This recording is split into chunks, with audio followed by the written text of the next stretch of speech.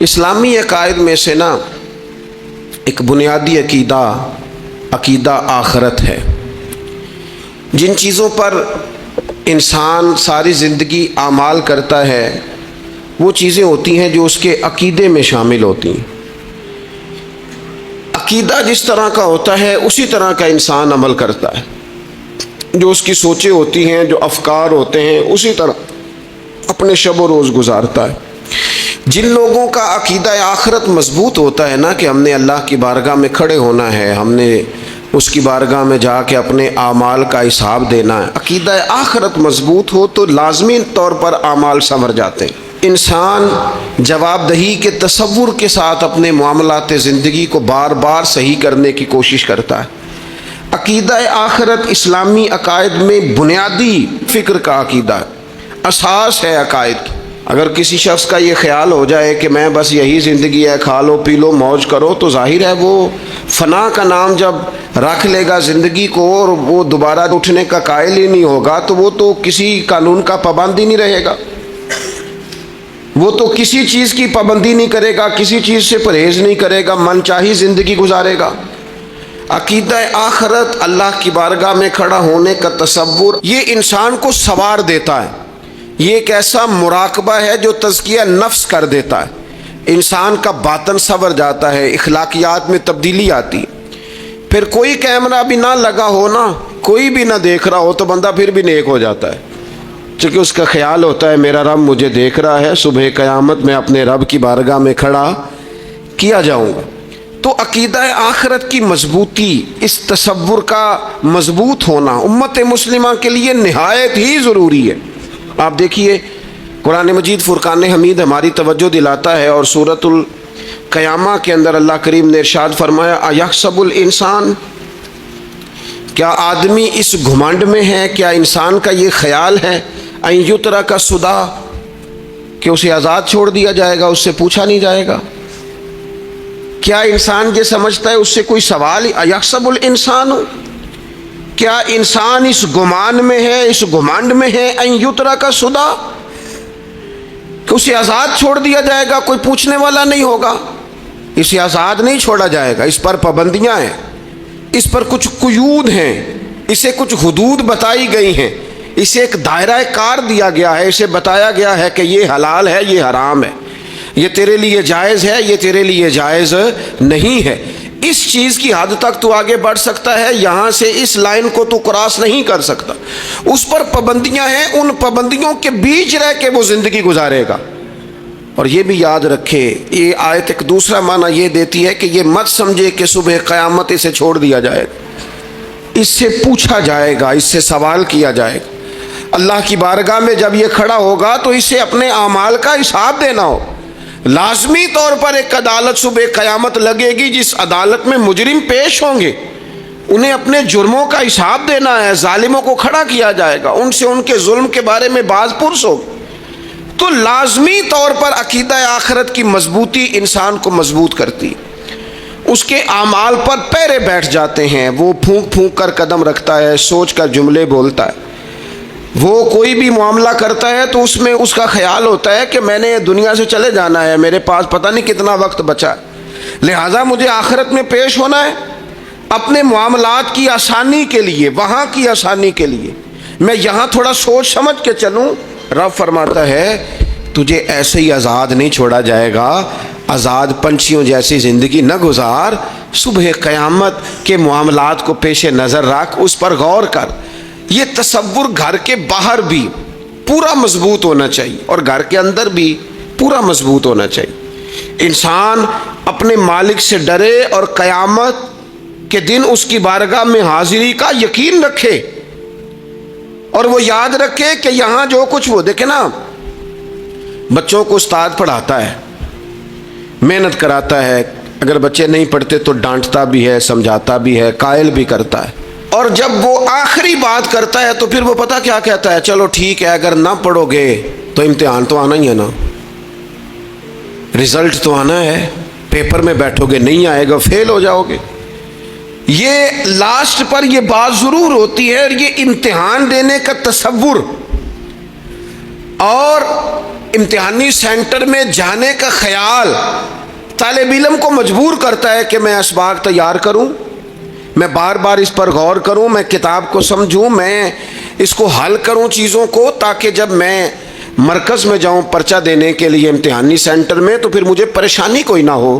بس سمجھانے کے لیے بات عرض ہے کہ یہاں لوگوں کو بتایا جاتا ہے، قائل کیا جاتا ہے یہ حلال ہے، یہ حرام ہے، یہ تیرے لیے ٹھیک نہیں ہے، یہ تیری حدود ہیں، یہ تیرے قیود ہیں، یہ تیرا دائرہ کار ہے۔ لیکن اگر پھر بھی کوئی بندہ باز نہ آئے، پھر بھی کوئی شخص باز نہ آئے، تو پھر اس کو کہا جائے گا صبح قیامت اللہ خود حساب لے لے گا، پھر تجھے مالک اپنے سامنے کھڑا کرے گا، ثم لتسألن یومئذ عن النعیم، پھر وہ تجھ سے ایک ایک نعمت کے بارے میں سوال کر لے گا، پھر تجھے جواب دینا ہوگا۔ تو اس تصور کو اپنی زندگی میں لاگو کریں کہ ہم نے مرنا ہے، اللہ کی بارگاہ میں جان، اس تصور کو پوری طور پر طاری کریں اپنے ذہنوں میں۔ یہ جو رسمی سی بات ہے نا، پتہ نہیں کب چلے جانا ہے، جو جانے والے ہوتے ہیں ان کی کوئی تیاری بھی ہوتی ہے، جن کو پتہ ہوتا ہے نا وہ رمضان المبارک میں نا کئی دفعہ ایسا ہوتا ہے کہ ٹکٹیں نہیں مل رہی ہوتی اور عمرے کے ویزے لگ چکے ہوتے ہیں، تو ایجنٹ کہہ دیتے ہیں جانے والوں کو کہ تیاری رکھنا، کسی وقت بھی میرا فون آ جائے گا۔ تو لوگوں نے بیگ باندھ لیے ہوتے ہیں، سامان تیار کر لیا ہوتا ہے، سارے انتظامات کر کے رکھے، کیوں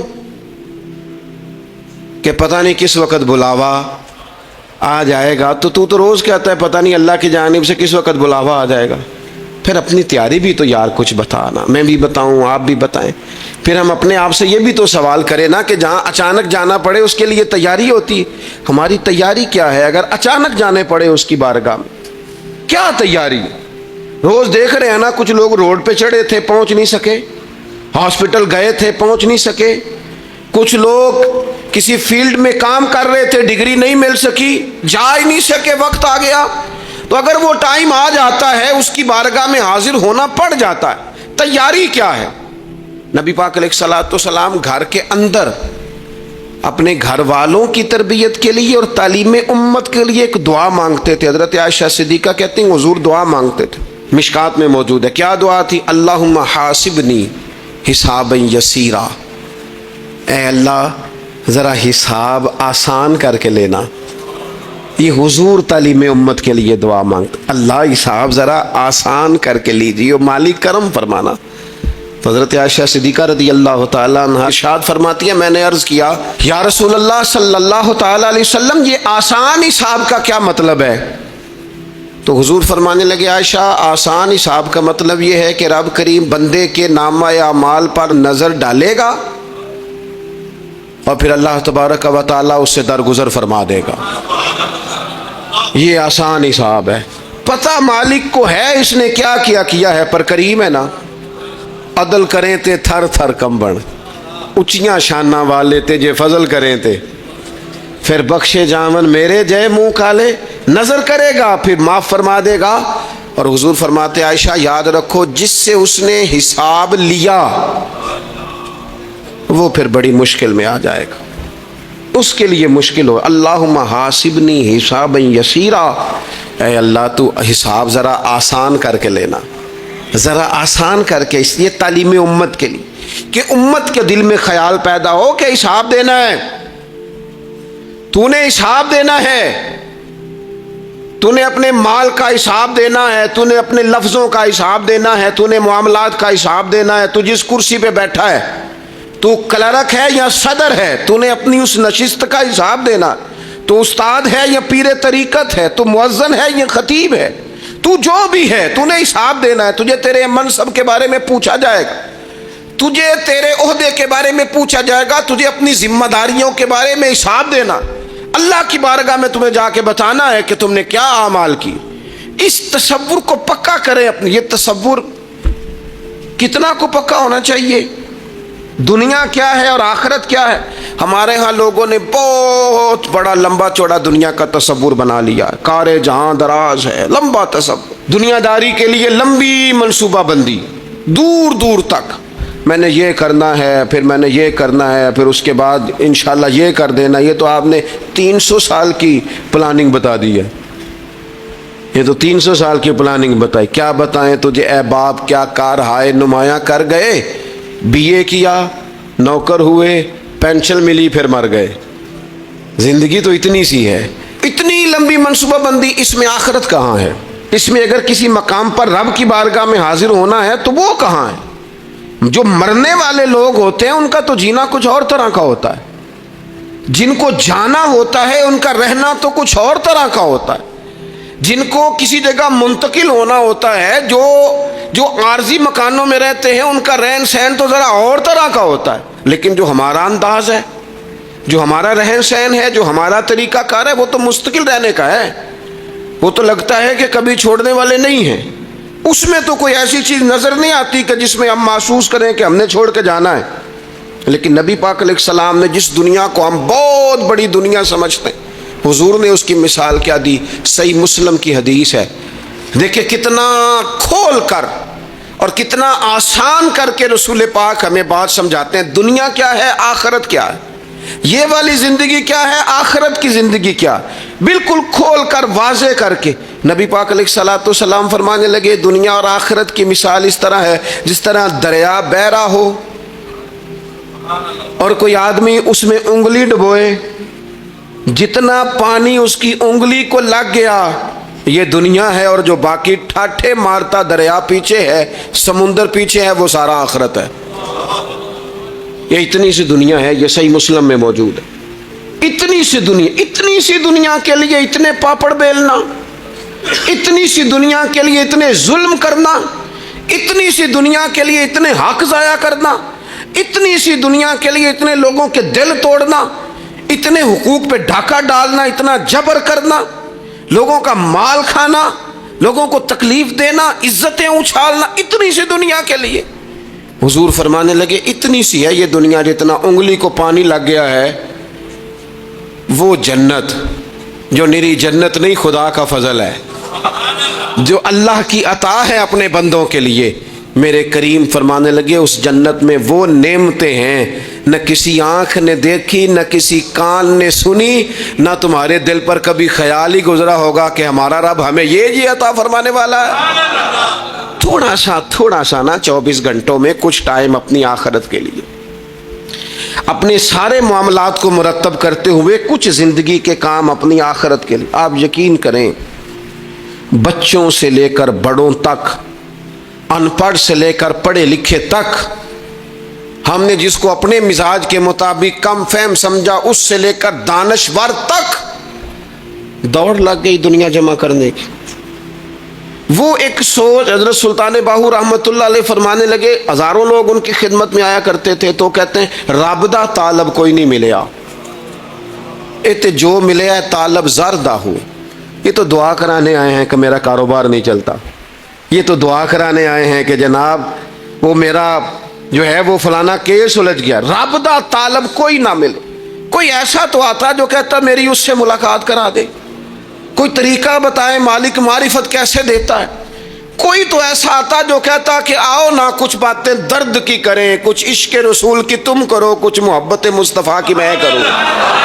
कुछ ऐसे आते जो कहते आओ ना को जिक्र छेड़े सिद्दीक़ अकबर का, कोई बात करें सैयदना फारूक आज़म की, कुछ तज़किरे हो जाए उस्मान गनी के, थोड़ी देर हो ना जाए मौला अली का तज़करा।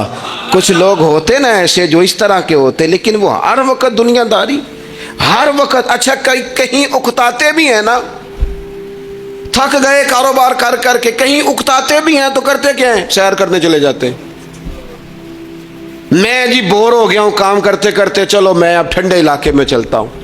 कभी तो ऐसा हो ना तू कहे मैंने बच्चों को भी वक्त दिया है, दोस्तों को भी दिया है, यारों को भी दिया है, सेहत को भी दिया है, मैंने टाइम अपने शौक को भी दिया है, अब मैं किसी को टाइम नहीं दूंगा, ये चंद घंटे मैं सिर्फ रब रसूल की बारगाह में हाजिरी दूंगा।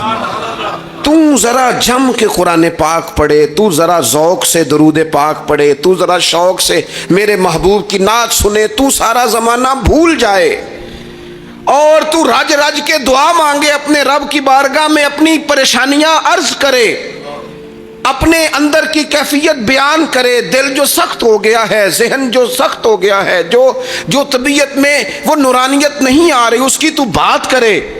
تو اپنے رب کی بارگاہ میں معافی کا سوال کرے، تو اس سے قیامت کے دن درگزر کرنے کے لیے عرض کرے، کچھ تو ایسا ٹائم نکلے۔ لیکن دوستو، ہم تو بالکل الجھتے ہی جا رہے ہیں۔ وہ معاملات زندگی ہیں کہ ختم ہی نہیں ہو رہے، شوق ہیں کہ ختم ہی نہیں ہو رہے، باتیں ہیں کہ بڑھتی چلی جا رہی۔ دور گزر گیا جب لوگ کہتے تھے کہ کوئی درود پاک بتائیں جس سے سرکار راضی ہو۔ ایک کی مسئلہ ہے، کام نہیں چلتا۔ ایک صاحب آئے، کام نہیں چلتا، میں نے کہا سورہ واقعہ پڑھا کریں، کہتے ہیں حضرت میں بڑی دیر سے پڑھ رہا ہوں۔ میں نے کہا چلیں کوئی صدقات دے کے دیکھ لیں، کہنے لگے بڑی دیر سے دے رہا ہوں۔ میں نے انہیں ایک اور وظیفہ بتایا، کہنے لگے یہ بھی مجھے کسی نے بتایا تھا، بڑی دیر سے کر رہا ہوں۔ تو میں نے انہیں کہا پھر میری ایک ناقص رائے یہ ہے کہ سارا کچھ کرنے کے بعد اگر ابھی تک پھر بھی آپ سمجھ رہے ہیں نا آپ کی مرضی کے مطابق آپ پر دروازے نہیں کھل رہے، پھر آپ صبر کریں، جو میرا رب چاہتا ہو اس پہ راضی رہ کے دیکھیں، پھر ذرا راضی رہ کے دیکھیں، پھر دیکھیں کہ مالک کا فیصلہ کیا ہے۔ وہ آپ کے حق میں کوئی رحمت والا فیصلہ ہی فرمائے گا، پھر ذرا انتظار کر کے دیکھیں، پھر ذرا صبر کر کے دیکھیں۔ پھر وہ کہتا وبشر الصابرین، محبوب یہ جنہوں نے صبر کیا ہے انہیں میری رحمت کی خوشخبری سنا دو۔ پھر وہ کہتا ہے باقیوں کے پاس مال ہوگا، دولت ہوگی، اقتدار ہوگا، بڑا کچھ ہوگا، ان اللہ مع الصابرین، صبر کرنے والوں کے ساتھ رب کریم ہوگا۔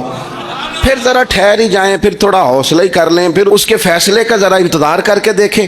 ہم نہ من چاہیے زندگی کے پیچھے پریشان ہیں اپنی آخرت کے، اور آخرت کرتی کیا ہے؟ جب آپ کا آخرت پر یقین پکا ہو جاتا ہے نا، پھر لازمی طور پر انسان کے اعمال سنورتا ہے۔ آپ یقین کریں سنورتے ہیں، 100% سنورتے ہیں۔ آپ آخرت پر جتنا یقین، حضرت عمر کا آخرت پر یقین پکا تھا نا، دنیا میں مکان ہی کوئی نہیں بنایا، پکا تھا۔ سیدنا مولا علی شیر خدا امیر المومنین بھی ہو گئے تو طامت پھر بھی پھٹی ہوئی تھی، پکا یقین تھا نا کہ اللہ نے ہمارے لیے آگے بڑی نعمتیں تیار کی ہوئی ہیں۔ حضور نے آ کے فرمایا تھا نا کہ عمر میں تیرا گھر دیکھ آیا ہوں جنت میں، یقین پکا تھا نا بڑا کچھ ملنے والا ہے۔ تو جن لوگوں کا پکا ہونا کہ میرا دیس میں گھر ہے، وہ پردیس میں بلڈنگیں نہیں بنایا کرتے، ان کو پتا تھا کہ ہمارے دیس میں گھر بنے ہوئے، لہٰذا یہاں وہ کسی پریشانی کا شکار۔ اور دوسرا، جب بندے کا آخرت پر یقین پکا ہو جاتا ہے نا، ایک بات آپ نے ضرور ذہن میں رکھنی ہے۔ ہمارے محدثین نے لکھا ہے جس بندے کا صرف دنیا داری میں جینے کا مزاج ہو جاتا ہے نا، وہ بزدل ہو جاتا ہے، اور جس کا خیال ہوتا ہے نا زندگی عارضی ہے، صبح قیامت دوبارہ اٹھوں گا، وہ بندہ بہادر ہو جاتا ہے۔ جس کا خیال ہے نا یہی کچھ ہے، کھا لو پی لو، بس یہ زندگی ختم ہو گئی تو ختم ہو گئی، مر گئے تو مر گئے، ختم ہو گئے، فنا ہو گئے، ان لوگوں کا مزاج بزدلانہ ہو جاتا ہے، جرت مند نہیں رہتے۔ اور جن کا یہ خیال ہوتا ہے نا مرنے کے بعد بھی اٹھنا ہے، ایک نئی زندگی اللہ عطا کرے گا، وہ لوگ پھر موت سے گھبراتے نہیں، انہیں مرنے سے ڈر نہیں لگتا۔ پھر موت کا لفظ کوئی بندہ سنا کہ انہیں بلیک میل نہیں کر سکتا، وہ بندے طاقتور ہو جاتے، باہمت ہو جاتے۔ حضرت جابر بن عبداللہ فرماتے ہیں، بخاری میں حدیث ہے، فرماتے ہیں ایک احد والے دن ایک صحابی کھجور کھا رہے تھے، تو کھجور کھاتے کھاتے انہوں نے نبی پاک صلی اللہ تعالی علیہ وسلم کی خدمت میں عرض کی، حضور اگر میں آج شہید ہو جاؤں تو کہاں جاؤں گا؟ تو محبوب فرمانے لگے میرا رب اپنے فضل سے تجھے جنت عطا کرے گا۔ حضرت جابر ابن عبداللہ رضی اللہ تعالیٰ عنہ فرماتے ہیں اس بندے نے کیا کیا، اس نے نا کھجور جتنی کھا لی تھی کھا لی، باقی نکال دی منہ سے، تلوار لی، میدان میں گئے، شہید ہو گئے۔ سبق ہمیں کیا دیا؟ کہنے لگے جب مرتے ہی اللہ تعالیٰ جنت عطا کرے گا، پھر کھجور کھاتے کھاتے رہنے والی دیر بھی کیوں کرنی ہے؟ پھر چھوڑو، جنت میں جا کے اللہ کے دیے ہوئے انعام کھائیں گے۔ کھجور کھانے کی بھی دیر برداشت نہیں کی۔ یہ آخرت کا اجر، آخرت میں رب کی بارگاہ میں کھڑے ہونے کا تصور بندے کو طاقتور کر دیتا۔ وہ بزدل، اقبال کیا کہتے ہیں؟ اقبال کہتے ہیں موت کو سمجھے ہیں غافل اختتام زندگی، یہ ہے شام زندگی، پھر صبح دوام زندگی۔ اور حضرت بلے شاہ بھی بول پڑے، وہ کہنے لگے عرش فرشتے بانگا ملیاں مکے پہ گیا شور، بلے شاہ آسا نہیں مرنا، اے تے مر گیا ہی کوئی اور، یہ تو کسی۔ اور پھر ایک اور درویش بولے، وہ کہنے لگے وارث شاہ او کدو مر دے، वारस शाह ओ कदों मरदे जिन्हां कीतियां नेक कमाइयां ने। वो तो अल्लाह की बारगाह में इनाम पाते हैं। एक पुल है मौत, इस पुल से गुजरते हैं, फिर रब का फजल उन्हें मिलता है। मैं कई दफ़ा कह चुका हूँ, फिर कहता हूँ, ये जब बहुत टेंशन बन गई ना, डिप्रेशन बहुत बढ़ गया, कोविड-19 के दिन थे, कोरोना के, तो मुझे एक सरकारी इदारे में बुलाया गया जहाँ उस अमले को मैंने गुफ्तगू करनी थी, उस अमले से जो मरीज़ों को देख रहा था। कहने लगे, मुझे वहाँ के जो हेड थे कहने लगे, पीर साहब बड़ा डिप्रेशन बढ़ा है, लोग डर रहे हैं। वक्ती तौर पे खौफ भी बड़ा था। तो मैंने एक साहब से वहाँ कहा कि इतना खौफ किस बात का? कहने लगे, जी मुझे तो ज़्यादा हुजूम आ जाए तो मेरा सांस नहीं निकलता, तो कब्र में तो खिड़की कोई नहीं, तो तसव्वुर सोच सोच के मैं डरता हूँ। तो मैंने कहा, डॉक्टर साहब माँ के पेट में जो रब ऑक्सीजन देता है वो कब्र में भी देगा। तो उन्होंने आपकी तरह सुभान अल्लाह नहीं की, क्योंकि वो डॉक्टर साहब थे ना। सियाने बंदे को समझाना भी काफ़ी सियाने बंदे का काम है, वो ज़्यादा सियाने थे। लेकिन ना, सोते को जगाना तो काम है, और अगर जागते को जगाना पड़ जाए तो बहुत मुश्किल काम होता है। वो डॉक्टर साहब थे, वो कहने लगे, जी हजरत साहब वो तो माँ सांस लेती है तो वो बच्चे को जाता है, वो ऑक्सीजन माँ के सांस की बुनियाद पे मिलती है, तो कब्र में वो कैसे होगा? मैंने कहा, चलें ठीक है डॉक्टर साहब, आपकी ये दलील भी मान लेते हैं। वो जो अंडे से बच्चा निकलता है, वो चारों जानब कोई सुराख होता है? डॉक्टर साहब ने कलम छोड़ दिया, रख दिया। मैंने कहा, चलो ये भी बताओ, जिंदा ही निकलता है? कहने लगे, बिल्कुल। तो मैंने कहा, सोना भी निकलता है? कहने लगे, बड़ा ही प्यारा होता है। मैंने कहा, इंशाअल्लाह जब हम कब्रों से निकलेंगे, मुस्तफ़ा का सदका, यौम नहशुरुल मुत्तकीना इलर रहमान वफ़दा, रब कहता है तुम जब निकलोगे ना कब्रों से, मुत्तकी मोमिन जब निकलेंगे तो रब की बारगाह में मेहमान बनाकर पेश किए जाएंगे। ए रब दे परौने होंगे क़यामत में, वो मेहमान बनाकर पेश किए जाएंगे अल्लाह की बारगाह, मेहमान बनाकर। दोस्तों, कब्र सिर्फ दोज़ख का गड़ा नहीं है, दोज़ख का गड़ा भी, लेकिन उसके लिए जिसने दुनिया में रह के सिर्फ दुनिया इकट्ठी की, आखिरत के लिए जमा कुछ नहीं किया, और जिसने यहाँ रह के वहाँ के लिए कोशिश की, सुबह से शाम तक डरा कहीं मेरा रब नाराज़ ना हो जाए, कहीं हुजूर की बताई हुई हदें माज़अल्लाह मुझसे क्रॉस ना हो जाए, जिसने मोहताज ज़िंदगी गुजारी, उसकी कब्र गड़ा नहीं, खड्डा नहीं, बल्कि हुजूर फरमाते हैं, रौदतुम मिन रियाज़िल जन्ना, उसकी कब्र तो बाग है, बाग। एक मिनट के लिए सिर्फ सोचना, बंदा फौत और सीधा उसे बाग में छोड़ा है कोई, बाग है कब्र, बाग। और बाग भी मामूली नहीं, मामूली क्यारी नहीं, रौदतुम मिन रियाज़िल जन्ना, जन्नत के बागों में से बाग। और बाग इतना सोना है जिसमें आंख खुलेगी तो पहली ज़ियारत ही मदीने वाले रसूल की नसीब होगी। तो खौफ आता है वहाँ जाते हुए। पहले भी मैंने कहा था, फिर कहता हूँ, ओ मरहूम आसी ने कहा था, आज फूले न समाएंगे कफन में आसी, ओ कब्र की रात है उनसे मुलाकात की रात। आज तो मुलाकात। तो ये जो अकीदा आखिरत है, ये इंसान को बुज़दिल नहीं करता, बहादुर कर देता है। जो लोग अकीदा आखिरत नहीं रखते बुज़दिल हो जाते हैं, और लाजमी तौर पर बुज़दिल हो जाते हैं। इसी तरह ये जो अकीदा आखिरत है, ये सब्र व तहम्मुल पैदा करता है इंसानी ज़िंदगी में, ठहराव पैदा करता है। इंसान महसूस करता है कि कुल दुनिया ये नहीं, आगे भी अल्लाह बड़ा कुछ अता फरमाने वाला है। उसके मिजाज के अंदर तहम्मुल, बुर्दबारी, सुकून रहता है। यानी नहीं भी अगर किसी मजलूम को इंसाफ मिल सका दुनिया में, तो वो फिर भी बेसब्रा नहीं होता, वो ठहराव का शिकार है। उसे पता है क़यामत के दिन भी एक अदालत लगेगी, अल्लाह की बारगाह में जाना है। नबी पाक अलैहिस्सलाम ने फरमाया, अगर सींगों वाली बकरी ने बगैर सींगों वाली बकरी को तकलीफ दी होगी तो क़यामत के दिन उसे भी बदला देना पड़ेगा।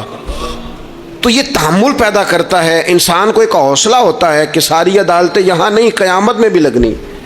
जब इंसान अकीदा आखिरत रखता है ना, तो फिर उसके लिए ना रब के रास्ते में खैरात करना बड़ा आसान हो जाता है। फिर ना वो महसूस करता है कि मैंने सारा कुछ यहाँ के लिए जमा नहीं करना, कुछ मैंने वहाँ के लिए भी जमा करना है।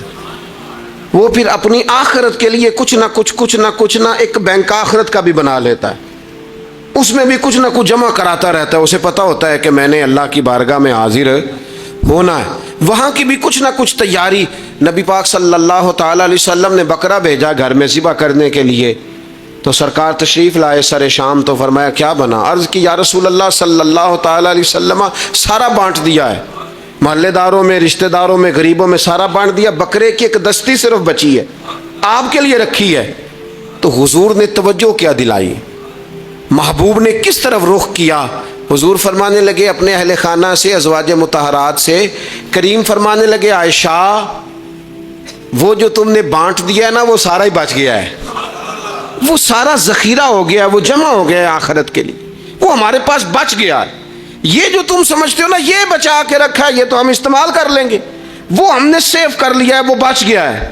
حضرت ابو ذر غفاری رضی اللہ تعالیٰ عنہ اپنے خادم سے کہنے لگے کہ مجھے پتہ چلا ہے یہاں فلاں جگہ کچھ غریب لوگ آئے ہیں، تو اس طرح کرنا جو اچھا اونٹ ہے نا میرے اونٹوں میں سے اچھا اونٹ وہ ذبح کر کے نا تو ان سارے گھروں میں تقسیم کر دو، جتنا گوشت وہاں بھیجو گے اتنا ہی میرے گھر میں بھی بھیج دینا. آپ کا وہ خادم کہتا ہے میں نے اپنی سمجھ کے مطابق اچھا اونٹ ذبح کر کے گوشت بنا کے میں نے بانٹا، اور میں نے اس طرح کیا کہ وہ حضرت ابو ذر غفاری کے گھر بھی اتنا ہی گوشت بھیجا جتنا تمام غربا کے ہاں میں نے بانٹا تھا. شام کو جناب ابو ذر غفاری اپنے اونٹوں کے باڑے میں آئے جہاں باندھا کرتے تھے اپنی حویلی میں، تو آ کے دیکھا کہ وہ سرخ بہترین اونٹ جو سب سے بہترین تھا وہ تو کھڑا ہے.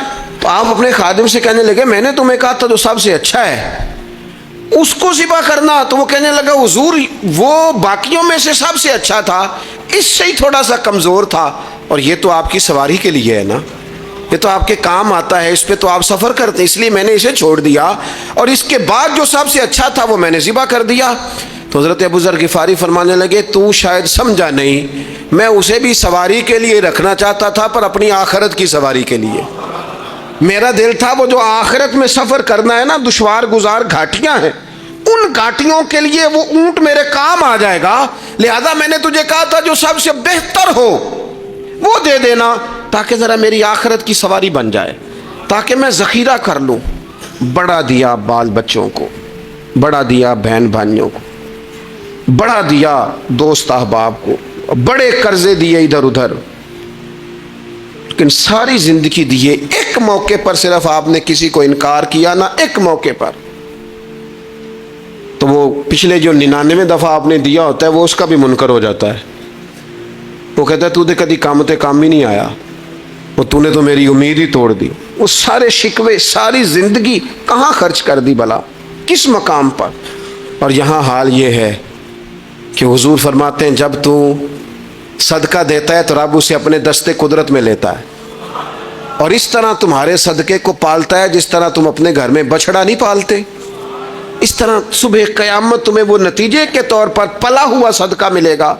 ہم اپنی آخرت کو چونکہ اس لیول پر یقین نہیں لاتے الا ماشاءاللہ، لہذا اس کی تیاری کے لیے ذخیرہ نہیں کرتے. اپنی آخرت کی تیاری کے لیے ذخیرہ کریں اور کوشش کریں کہ اور یہ عقیدہ اپنی اولادوں میں، اپنے متعلقین میں، اپنے احباب میں اس کو راسخ کریں. کوئی نہ کوئی بات عقیدہ آخرت کی، قیامت کی ضرور اس کا تذکرہ کریں. ان باتوں کو اپنی زندگی کا حصہ بنائیں. اگر عقیدہ آخرت نہ ہو تو دنیا کی ساری چیزیں ویسے ہی لوگوں کو عجیب لگنے لگ جائیں. اگر کوئی قیامت ہی قائم نہ ہو تو مظلوم رہ گیا، ظالم نے تو پھر ظلم ہی کمایا، وہ تو پھر دندناتا پھرے گا. تو رب کہتا ہے اَيَحْسَبُ الْإِنسَانُ أَن يُتْرَكَ سُدًى، کیا انسان سمجھتا ہے کہ اسے یوں ہی چھوڑ دیا جائے گا، کوئی اسے آزاد ہی چھوڑ دیا جائے گا، کچھ پوچھا ہی نہیں جائے گا؟ صبح قیامت سوال ہوں گے، رب کی بارگاہ میں حاضری ہوگی، اللہ کے حضور سوالات کے جواب دینے ہوں گے.